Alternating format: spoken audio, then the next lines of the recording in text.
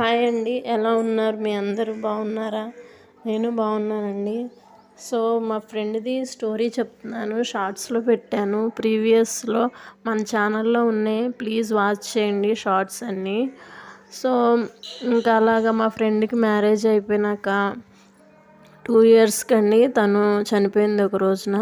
So ఎలా చనిపోయిందా ఏంటా అని చాలా మేము కూడా సఫర్ అయ్యాము.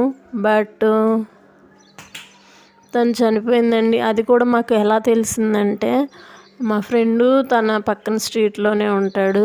సో తను ఏం చేశాడంటే, వెళ్తారు కదా రోడ్డు మీద, వెళ్తుంటే పోస్టర్స్ అంటిస్తారు కదా, పోస్టర్స్ చూశాడండి. చూస్తగానే అక్కడ అంటే దూరం నుంచి చూశాడు. సో తను అనుకోలేదు, కానీ ఎందుకన్నా మంచిదని దగ్గరికి వెళ్ళి చూశాడంట. సో తన ఫోటోనే ఇంకా అప్పుడు కన్ఫామ్ అయిపోయిందండి ఇంకా తనే అని. సో ఎలా చనిపోయిందో ఏంటో అని చాలా సఫర్ అయ్యాం మేము. బట్ ఎంత సఫర్ అయినా తీసుకురాలేం కండి చనిపోయిన తను. సో అలా చనిపోయినాక మా ఫ్రెండ్ తర్వాత పిక్స్ పెట్టాడండి మాకు ఏం జరిగింది ఏంటని. పిక్స్ పెట్టినప్పుడు ఇంకా అసలు చూడండి, తన పిక్ చూసి తన ఫోటో చూసేసి నాకైతే చెమటలు పట్టేసినాయండి. ఏంటి ఇలా జరిగింది, ఇలా అయిపోయిందని చెప్పి చాలా సఫర్ అయ్యాం. అసలు చెమటలు పట్టేసి ఒక అరగంట అసలు మైండ్ పనిచేయలేదు. మా ఫ్రెండ్ ఉందండి, తను మా ఇద్దరికి కామన్ ఫ్రెండ్, మేము ముగ్గురు ఫ్రెండ్స్ అనమాట. సో తనకి కూడా కాల్ చేసి ఏంటంటే నిజమేనే తనే అంది. సో తన లైఫ్ అక్కడ ఎండ్ అయిపోయిందండి. ఇంకా ఎండ్ అయిపోవటం మాకు చాలా పెయిన్ అండి. అది ఇంకా తీసుకోలేము. అది కొద్దిగా ఏజ్డ్ వాళ్ళు చనిపోయారు పర్వాలేదు అనుకుంటానికి లేదు, చిన్నపిల్ల అని అనుకుంటానికి లేదు.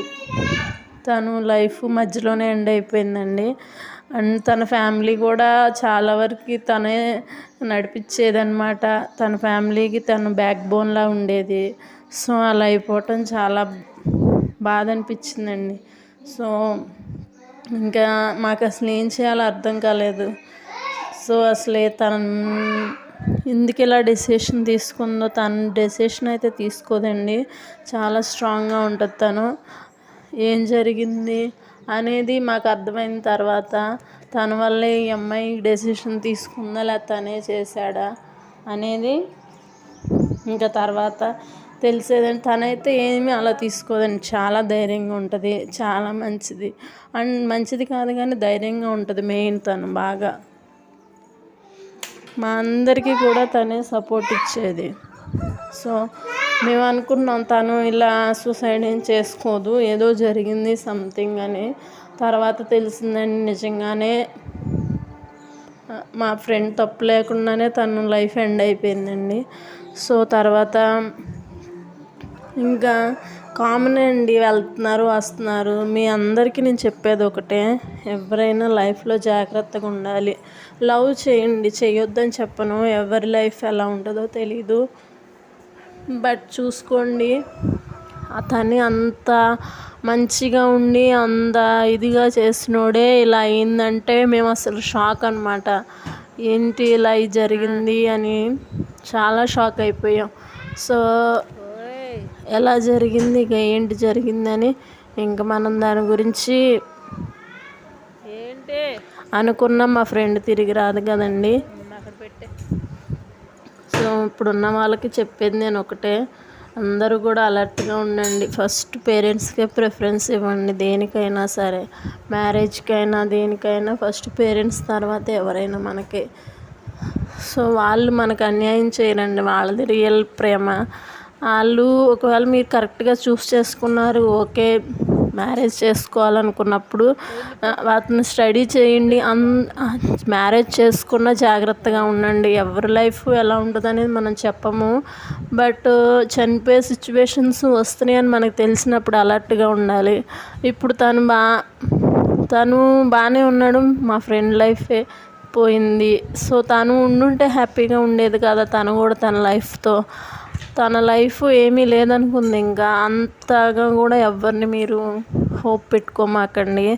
సో హోప్ పెట్టుకున్నా కూడా ఇలాగే జరుగుతుంది. సో ఇప్పుడు మెయిన్ యూత్కి చెప్పేది అదే, చాలా జాగ్రత్తగా ఉండండి.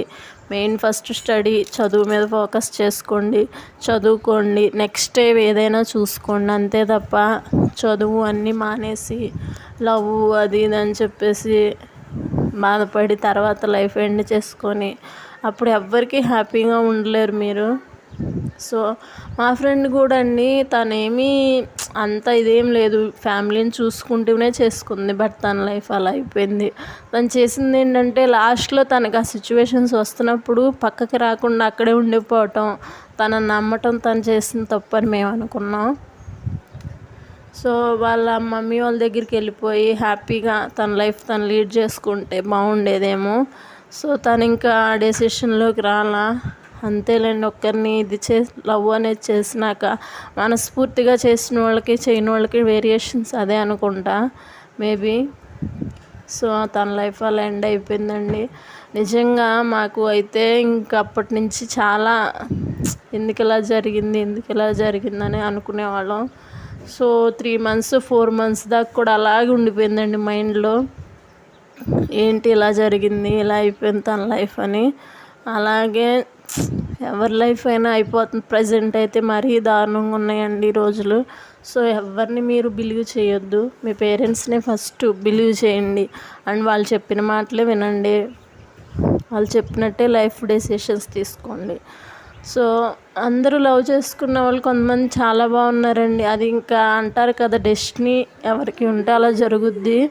కానీ మనం కూడా జాగ్రత్తగా ఉండాలి ప్రజెంట్ ఉన్న డేస్లో. సో నేను చెప్పేది అదే అండి.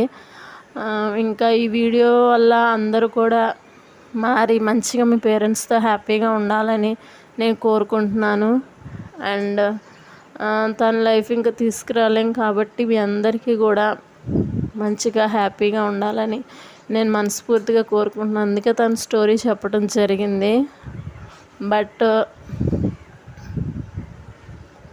నిజంగా అండి, ఈ వీడియో చేయాలని చాలా 10 days నుంచి ప్రిపేర్ అయ్యా. అంత సఫర్ అవుతున్నానో చెప్పాలంటేనే. ఈ మాటలు కానీ తను ఇలా జరిగిందని చెప్పాలంటేనే చాలా బాధ అనమాట. బాధ ఎక్కువగా ఉంది. అసలే ఏంటి ఇలా చేసుకుంది ఏంటి అని చెప్పటానికి కూడా నాకు చాలా సఫర్ అయ్యానండి. బట్ చెప్తున్నాను, ఇది నిజంగానే జరిగింది, ఏదో ఎక్కడో పేపర్ అని కాదు, స్టోరీ అని కాదు. సో అందరూ అలర్ట్గా ఉండండి లైఫ్ పట్ల. మనకి ఉందే ఒక లైఫ్, హ్యాపీగా ఉండండి అందరూ ఉన్న లైఫ్ని. ఉంటే కష్టాలు, బట్ దాంట్లోనే మనం స్ట్రాంగ్గా ఉండి హ్యాపీగా మన లైఫ్ మనం